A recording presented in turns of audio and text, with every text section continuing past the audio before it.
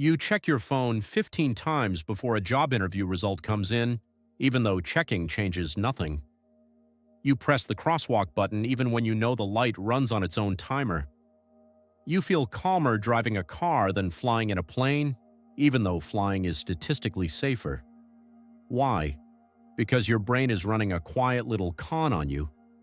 It's called the illusion of control, and it might be the single biggest reason you feel anxious about things you can't change and falsely confident about things you can't predict. Section 1. What the illusion actually is.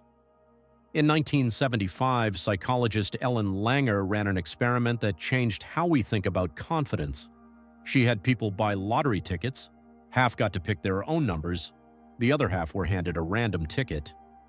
Before the drawing, she asked everyone the same question: would you sell your ticket back? The people who picked their own numbers wanted 4 times more money to give up their ticket. Same odds, same lottery, same randomness. But choosing the numbers made people feel like they had somehow improved their chances. That's the illusion of control in its purest form, believing you can influence outcomes that are actually governed by chance. And it doesn't just live in casinos. It lives in your job, your relationships, your health anxiety, your group chat arguments. Anywhere there's uncertainty, your brain reaches for a feeling of control, even a fake one. Section 2. Why your brain does this. Here's the uncomfortable truth. Total uncertainty is psychologically unbearable. Studies on stress consistently show that unpredictability is more distressing to the human nervous system than pain itself, if the pain is predictable.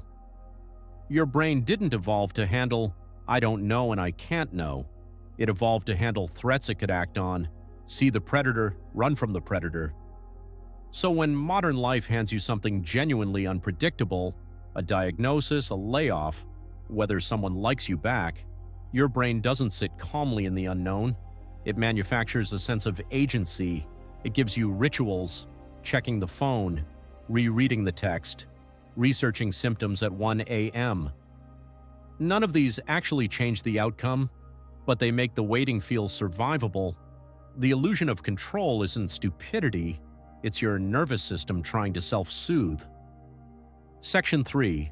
The 4 ingredients that trigger it. Langer identified specific conditions that make the illusion stronger. Choice. The moment you get to choose anything, a number, a card, a route, you feel more responsible for the result, even when the choice was meaningless.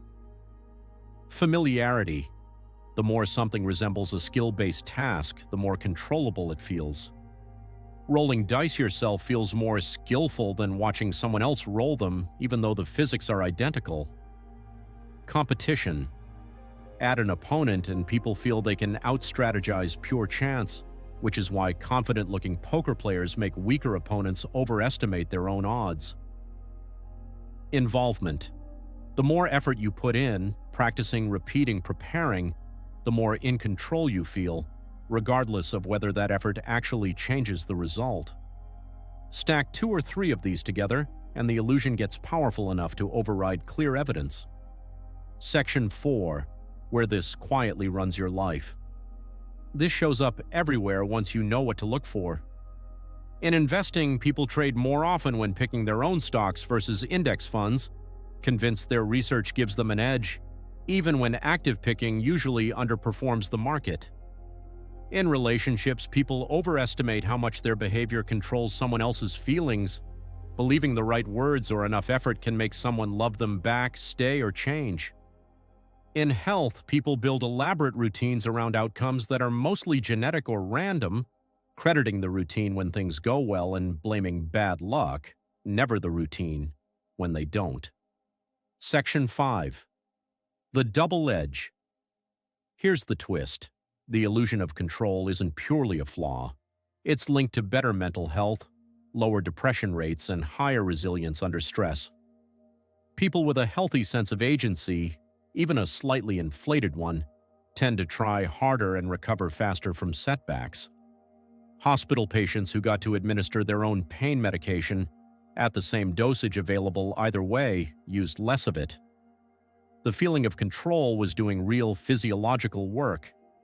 The danger shows up when the illusion replaces realistic assessment, convincing a gambler the next hand will turn around, a trader to bet bigger because this time feels different, or someone to stay in a one-sided relationship because they believe effort alone will fix it.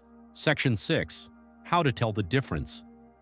So how do you use this instead of being used by it? Ask one question. Is this actually something I'm influencing or just something I'm doing to feel better while I wait? Rituals before a job interview. Fine, they lower anxiety, and lower anxiety helps performance. Rituals you think will change a coin flip, a diagnosis, or someone else's free will. That's the illusion working against you. The goal isn't to eliminate the illusion of control. It's useful in small doses.